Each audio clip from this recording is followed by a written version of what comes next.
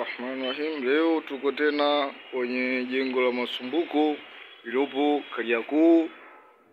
Naendelea kufanya ujenzi katika kiwanda cha nguo. Kwa vijana mlikuwa Tabata, fanyeni kazi kwa uadilifu na umakini. Naweza mkajikuta mko huko gorofani mnakula bata, maisha yanaendelea. Sasa hivi tuko mafundi wenu, tunaendelea kuwarekebishia halina tofauti na lile lilokuwa Tabata, kuwa kazi ifanyike.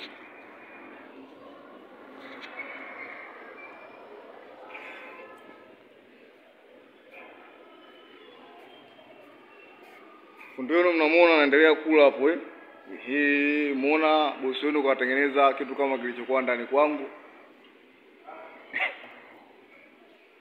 Kwa sisi tunaendelea kumfanyia kazi bila ajizi, maisha yanaendelea.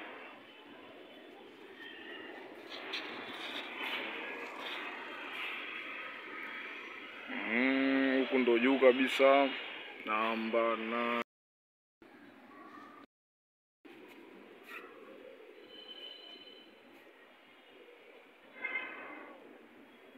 ofisi kama unavyoiona. Hizi ni texture ambazo zimeshapigwa tayari.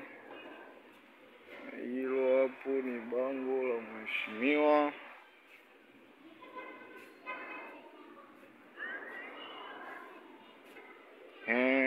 Vijana, mtaa wenu